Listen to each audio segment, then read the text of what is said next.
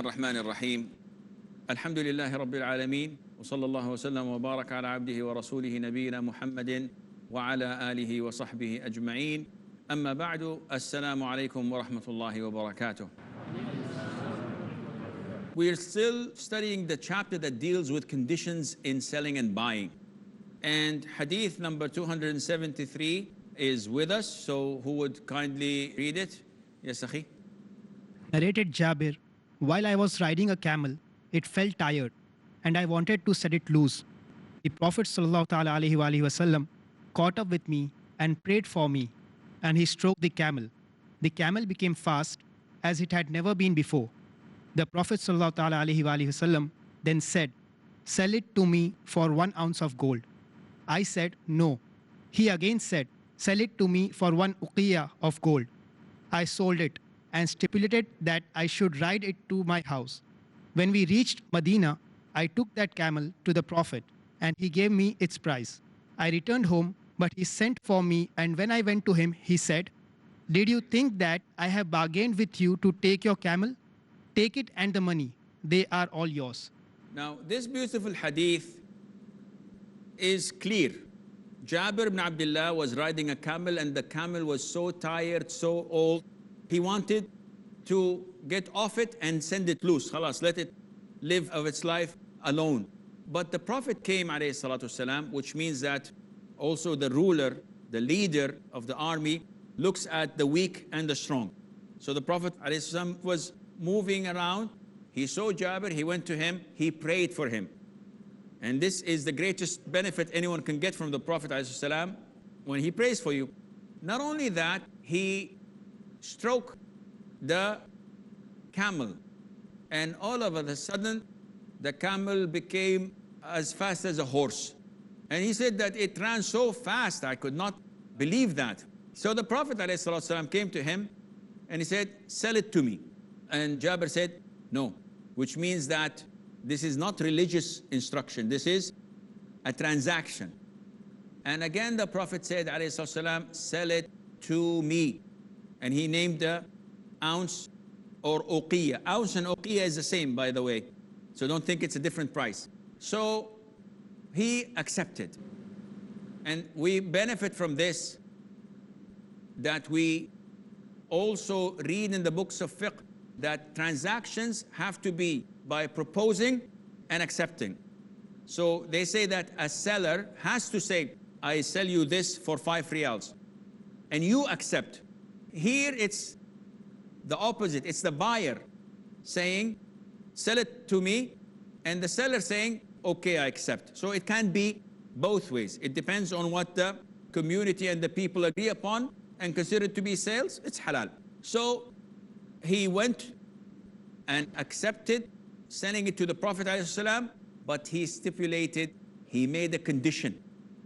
And this is suitable to our chapter. What is the condition?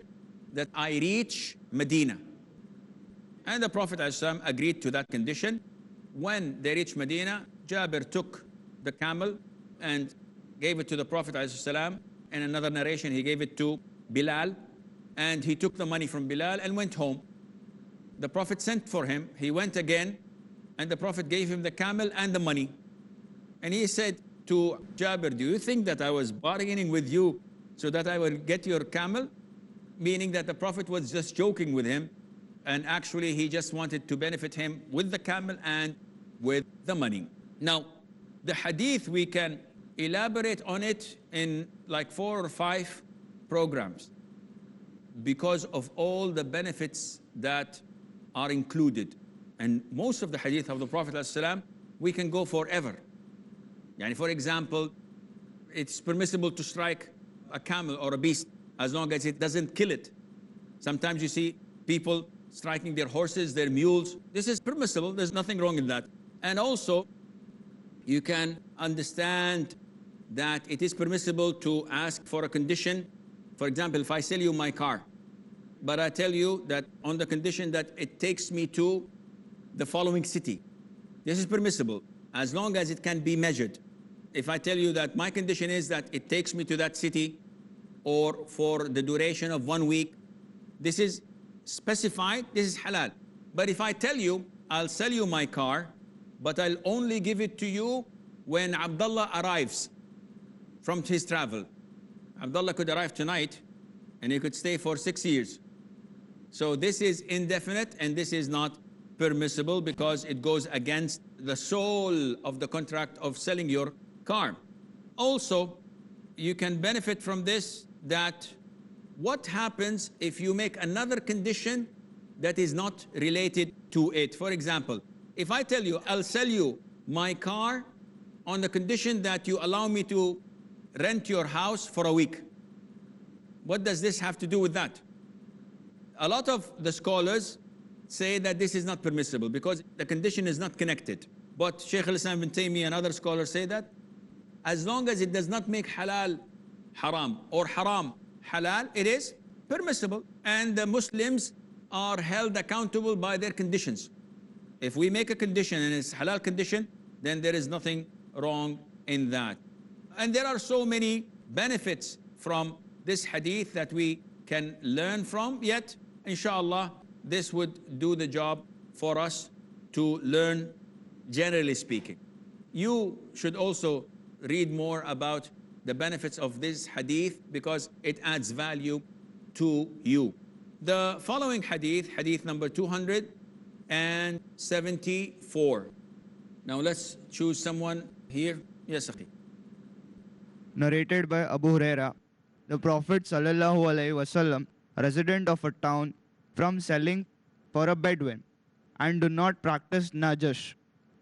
Do not offer a high price for a thing which you do not want to buy, in order to deceive the people. No Muslim should offer more for a thing already bought by his Muslim brother, nor should he propose to a girl already engaged to another Muslim.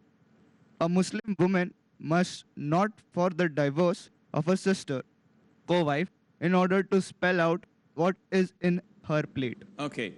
Now, all of these were previously mentioned, with the exception of the last phrase. So we're not going to reinvent the wheel and talk about selling for a Bedouin or bidding the price or najash.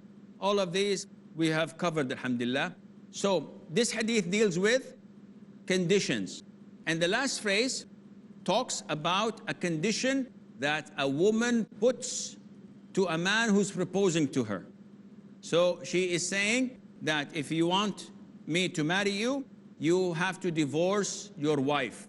And the Prophet ﷺ said that in order to spell out what is in her plate, meaning that the man who provides will put food on a plate, and you don't want anyone to share you in the plate, so he has to divorce her so that you would find a plate of your own and no one sharing it.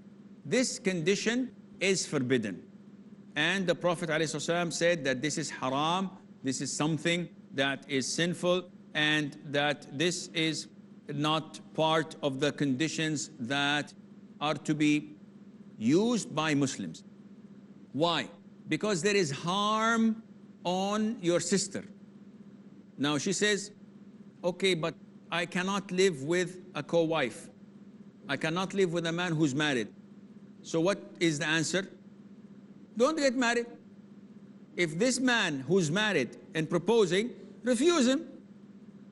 Wait until another person who's unmarried will come to you.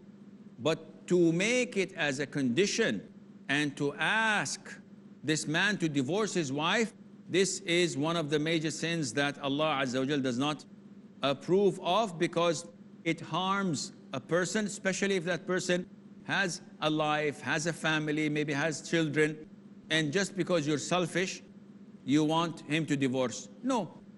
Either accept being a second wife or a third wife or even a fourth wife, or you have all the right to refuse getting married to him. Now, these two hadiths that we've covered, alhamdulillah, I believe that before the break is due, we can take some of the questions, because I believe that you have a lot of questions to ask. Assalamu alaikum. Salam. Previously, I told that if a man is proposing to a girl, and if the girl can put a condition that you can't marry a second wife after you marry me, so this might injure some other woman. because Islam allows 4 marriages because of various reasons. So why can the girl put this condition? Marriage or polygamy, marrying another wife, is it mandatory, recommended, permissible, not recommended, or forbidden? All five. All five can apply depending on the conditions. And these are known as al-ahkam al-taklifiyya. In usul al-fiqh, you have ahkam taklifiyya and you have ahkam wad'iyya. Things that are related to applicable, authentic, or void or nullified. These are wad'iyya, to do with whether it's accepted or not accepted. And things that are related to the 5 rulings, ahkam taklifiyya, these are that every individual is accountable for. You either have mandatory or forbidden, recommended or not recommended, or permissible, in the middle. So marriage can be one of the 5, depending. When a woman makes it a condition and you accept she did not do anything haram and you did not do anything haram, it's like moving her from one city to the other. It's permissible. Your job is to relocate. Is it mandatory?